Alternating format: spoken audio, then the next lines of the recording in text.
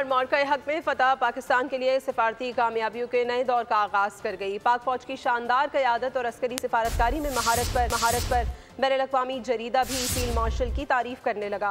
Washington times ने general Saeed Asim Munir को मर्द आहन करार दे दिया। फील्ड मार्शल आसिम मुनीर की शानदार मिलिट्री डिप्लोमेसी को दुनिया मान गई। मार्के हक में फतह ने सिफारती कामयाबियों के नए दौर का आगाज किया। आलमी मीडिया ने भी फील्ड मार्शल की कायदाना सलाहियतों का एतराफ़ कर लिया। वाशिंगटन टाइम्स ने फील्ड मार्शल सैयद आसिम मुनीर को मर्द आहन करार दिया।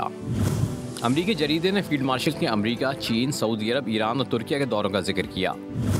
कहा इन ममालिक के सरबराहान से मुलाकातें सूदमंद साबित हुईं। इन मुलाकातों की बदौलत पाकिस्तान का मौक़िफ़ दुनिया में मजबूत तरीके से उजागर किया गया। अमरीकी सदर ने भी फील्ड मार्शल के लिए तारीखी जुमले अदा किए और इनकी सलाहियतों को सराहा। शानदार मिलिट्री डिप्लोमेसी की बदौलत अमरीका पाकिस्तान से तिजारती ताल्लुकात को अहमियत दे रहा है। फील्ड मार्शल की काविशों से अमेरिका ने BLA को आलमी दहशतगर्द तंजीम करार दिया।